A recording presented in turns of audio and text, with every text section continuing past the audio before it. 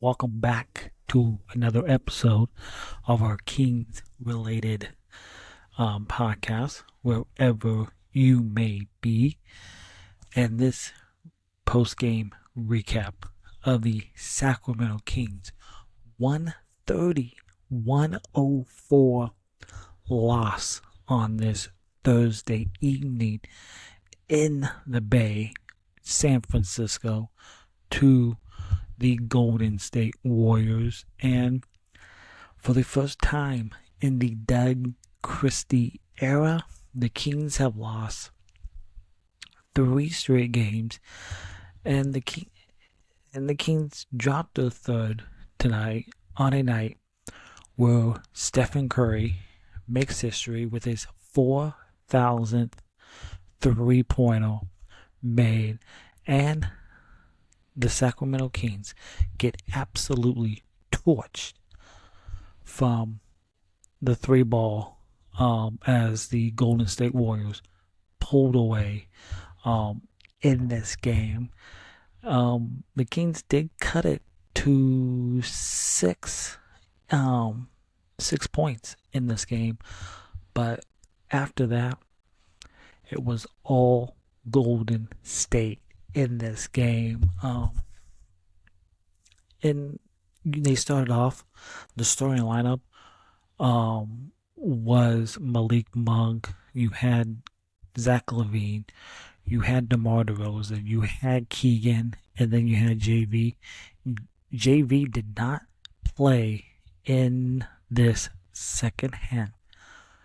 To start the second half, Doug Christie went with Trey Lyles at the 5. The Kings went more small ball in this game, and that's where the Kings had the success when they made that run to end the first half. They closed that second quarter on a 12-1 run, and they made it a 10-point game at halftime. And they started the game. They started the second quarter off well, forcing Golden State a turnover with their first possession, and they got it down as much as 6 points. This was a 6-point game at one point in the second half, but Golden State pulled away because the Golden State Warriors in this ball game tonight, they shot from 3. Just looking at the stats here, they shot nearly 60% from 3. They shot 56.4%, 22 of 39. The Kings defensively in this game was not great, leaving guys open in the corner, wide open in the corner, like guys like Draymond Green, who hit, I believe he hit the first 2 shots for Golden State in this game to start the game, both in the corner. And you got guys like Post for Golden State hitting threes. Quentin Post was 3 of 7 from 3. Draymond Green, 4 of 7. And Draymond's not a great 3-point shooter. You got Moses Moody, who was 5 of 6. Kuminga, who made his return tonight for Golden State, was 0 for 1. GP2 was 3 of 4. Buddy Hield, and the Kings should know, but Buddy Hield more than anyone. Buddy Hield was 4 of 6 in this game. Steph Curry, who did not have a great game. I know he's dealing with a little back injury. Just 11 points in this game. He was 4 of 9 from the field. 2 of 6 in this game. Jimmy Butler, he may have not scored in this game, but he had 5 rebounds and 7 assists from Jimmy Butler in this game. And again, it was much of the same from the last from that first game out of the All-Star break. Tonight was much of the same. It was the other guys that hurt the Kings. Draymond Green, Post, Moody, Buddy Hield, and then you had GP2. Give Golden State credit. They did have 14 turnovers in this game. Both teams have 14 turnovers in this game. Kings, 20 points off Golden State's turnovers. Golden State had 19. But this was all Golden State in this game. But just defensively, leaving guys open in the corners. Turnovers from the Kings, especially in that first half. In the third quarter alone, the Kings had one turnover in that third quarter. I thought they took care of the ball better in that third quarter, but Golden State outscored the Kings 30-18 in that first. They scored 30 points in all 4 quarters. You're not going to win basketball games when you're allowing your opponent to shoot 30 points in every single quarter. 31 in the second, 35 in the third, 34 in the final quarter. Just unacceptable by the Kings in this game. And I want to give a also little critique. Zach LaVine, 6 shots, 6 field goal attempts in this game, 14 points, and he was a minus 34. And that's the second straight game that Zach LaVine has taken a back seat. And after shooting the ball just 10 times in that loss Monday night against the New York Knicks, LaVine finished with just 14 points in this game. He was 5 of 6 from the field. Six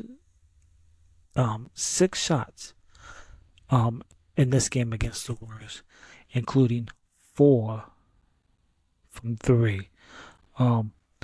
Zach LaVine, he needs to take more shots. I think he's got to be more aggressive, because the more aggressive Zach LaVine is, the better for the Sacramento Kings. Just unacceptable that Zach LaVine only had 6 attempts in this game. But he's got to be more aggressive in this basketball game. DeMar DeRozan, he was the lone starter who really found an offensive game early in this game. Golden State, they tried different looks on Debo, but he still managed 23 points. It's 8 of 12 shooting and 5 rebounds and 7 assists in this game. And Keon Ellis continues to push for more minutes in the game, and he was active, as he always has been, on the defensive end of the ball. Like, if it wasn't Keegan Murray, it was Keon Ellis chasing Steph Curry all over the basketball court tonight, and he finished with 18 points, 7 of 13 from shooting, and he also chipped in 4 assists and a steal in this game. Trey Lyles, who was questionable coming into this game with a left leg soreness, he got the start in the second half as the Kings had success with that small ball lineup towards the end of the first half. So Trey got the start to start the second half, and the value of having Trey Lyles um, to the Kings is his versatility. And after a solid first half, I thought by Trey, Doug Christie, he turned Lyles in that second half. Got, as I mentioned, got the start over JV, and Trey, he got solid 11 points, 5 rebounds, and also 2 steals in this ball game for the Sacramento Kings. And Jake Laravia made his return to this game as he continues to leave his mark on this Kings team. When he scores, it's a bonus when Jake Laravia scores, and I believe Jake is going to have that breakout game offensively for the Kings. I like what he brings defensively, but he just makes winning plays for the Kings. And Laravia finished this game with 13 points, a steal, and a assist. And that trio of Keon, Trey Lyles, and Laravia, they stopped this game from being an absolute blowout for the Kings. And I don't know what the Kings would do without that. I don't know what they would do without that trio in this game tonight, because they were phenomenal for the Kings off the bench and also in that starting role in that second half. Speaking of Trey Lyles, but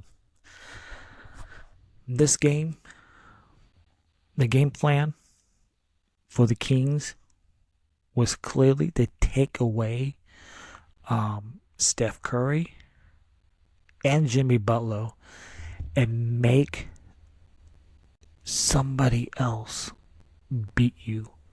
Like 6 points for Jimmy Butler. That's good. 11 points for Steph Curry. That's good. That is exactly what happened in the last game, that first game out of the All-Star break. And that's what happened tonight. You had Draymond Green, you had Post, you had GP2, you had Buddy Hield, and then you had Santos, all combined to shoot 16 of 26 from 3. And that was the game right there.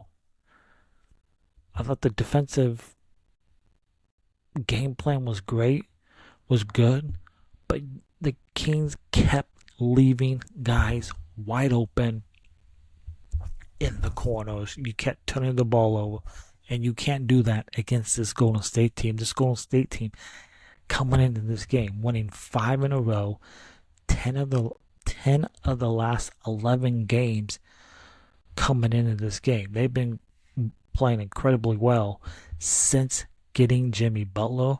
Now, after tonight, they have won 6 games in a row since acquiring Jimmy Butler. Playing incredibly well. And with this loss by the Kings tonight,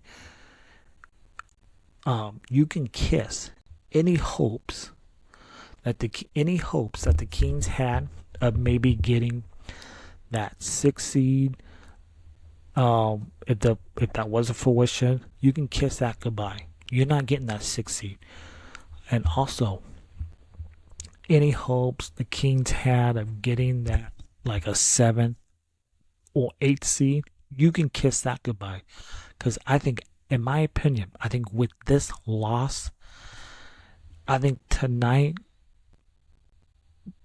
shows, I believe, the Sacramento Kings will be a 9th or 10th seed in that Western Conference play-in.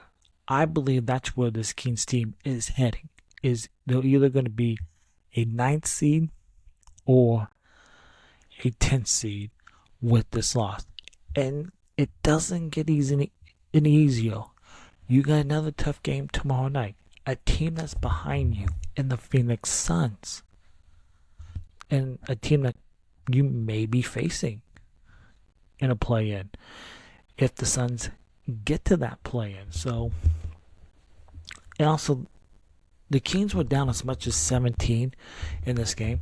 The Kings had 44 bench points, and they were losing by 17. Just absolutely embarrassing. The way you lost that game Monday night, where you allow the New York Knicks to absolutely punk you and get whatever they want without them filling you. The way they started this game, I didn't like. Like, giving up easy threes, wide open threes. Like, again, I like the defensive idea that the Kings had was let somebody else beat you. But those other people did beat you, and that was ball game. So, it doesn't get any easier for the Kings as now, with this loss, you're now one game over 500 at 33 and 32. And if you look at the Western Conference standings, the Kings right now, they're in ninth. You play the Phoenix Suns tomorrow night. They are 11th at 30 and 36. So for the Kings, and you're in this absolute brutal part of your schedule. And so far, the Sacramento Kings in this part of the schedule, I like to call the gauntlet. The Kings are 0 and 3 in this stretch, where you lost to the Clippers, you lost Monday against the Knicks, and you lost tonight against Golden State. I believe, in my honest opinion, you got to win tomorrow night, Friday, against the Phoenix Suns. I'll say it right now. If the Kings lose tomorrow night against the Phoenix Suns, I believe, in my opinion, this team will not be a play-in team. They absolutely won't if you don't win tomorrow. They won't if you don't win. So, and Sabonis may be coming back soon. I still think it's going to be Monday.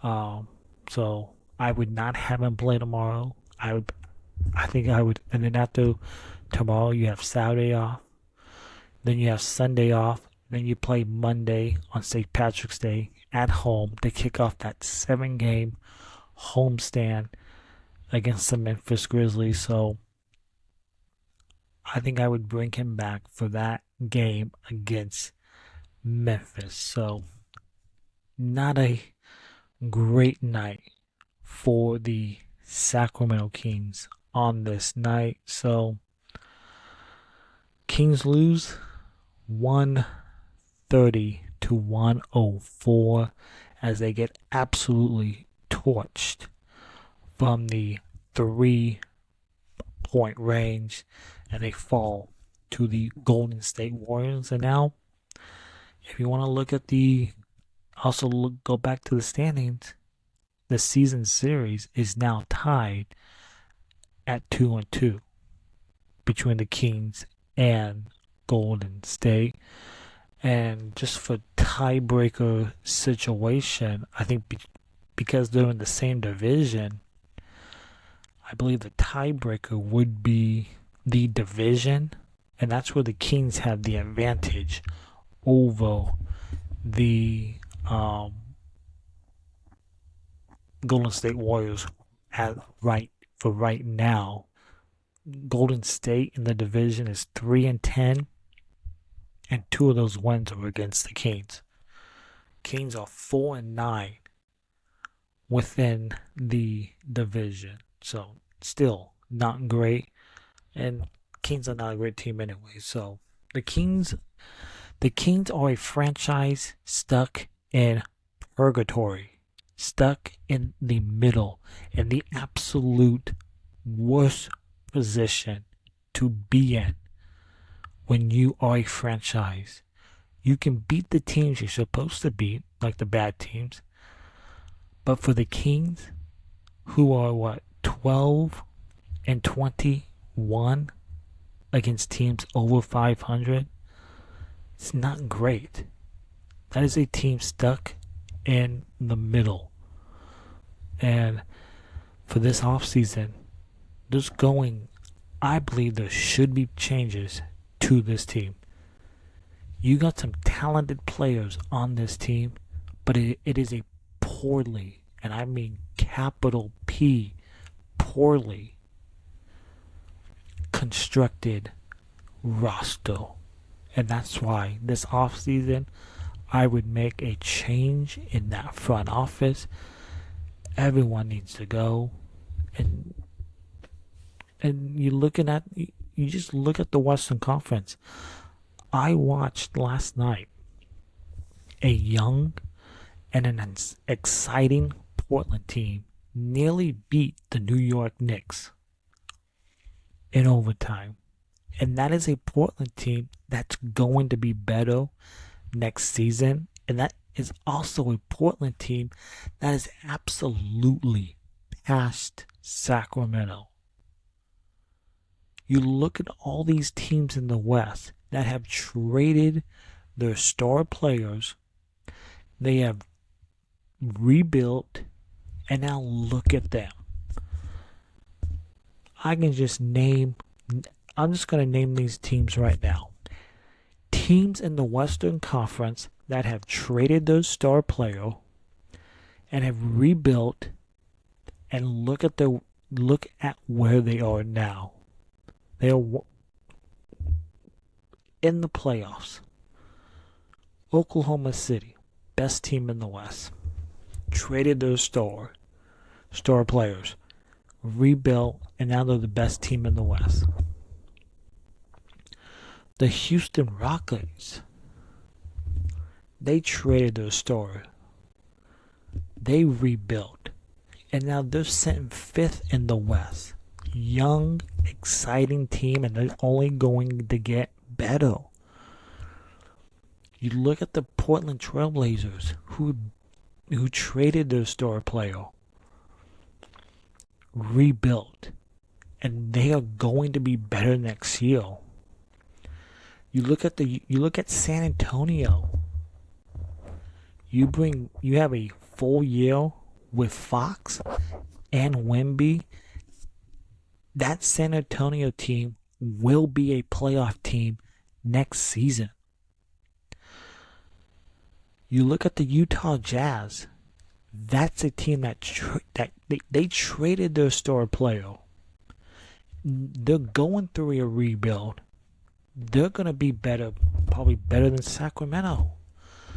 You look at the New Orleans Pelicans. They've had injury history all season. The New Orleans Pelicans will absolutely be better next season. They will be a playoff team next year.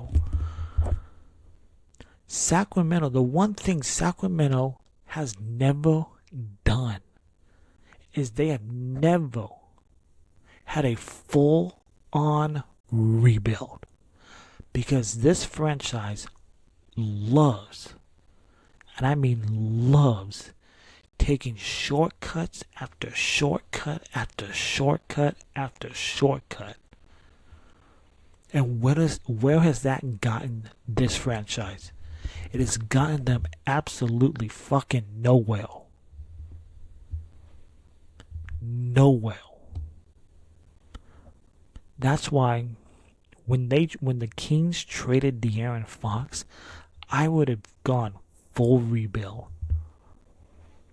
at the deadline. And I would still go full rebuild this offseason. You got to tear it down and build it correctly. Because if you look at the Kings right now, you're going to be a 9th or 10th seed in the playoffs. In the play-in. And being a 9th or a 10th seed, Where's that going to get you? You're only guaranteed one game at least. Because if you lose, you're done. You win, you face the winner of that 7th, 8th. You face the loser of that 7th, 8th seed. And then that team goes on to be the 8th seed. And you have a date with the Thunder in the first round of the playoffs. So I'm just over this season. I really don't want the Kings to make the playoffs because I just want a rebuild, a proper rebuild, where you do it correctly, you build it correctly. So, Kings fall in San Francisco, 130 to 104. They are one game over 500 at 33 and 32. Back in action tomorrow night from Phoenix, Arizona, as they take on the Suns. And that is a Suns team who just lost, I believe it was last night in Houston. And a Suns team that's behind you in the Western Conference standings. And also a Suns team that you have beaten twice already this season. So Kings look to make it 3-0 over the Phoenix Suns, which would be key standing wise. If you're looking at the tiebreaker scenarios in the play-in. And we'll be back post game for another recap following tomorrow night's game. Thanks for tuning in, and if you're watching this on our Kings related YouTube channel, please hit that subscribe button, hit that thumbs up, leave a comment down below in the YouTube comments. And if you're listening on your preferred audio platform, whether that's Apple, Spotify, please hit that follow button, rate 5 stars, leave a nice little review. That'd be much appreciated. And we're also available wherever else you get your favorite podcast. And we'll see you tomorrow night following Kings Suns, right here on our Kings related podcast. And as always, go Kings.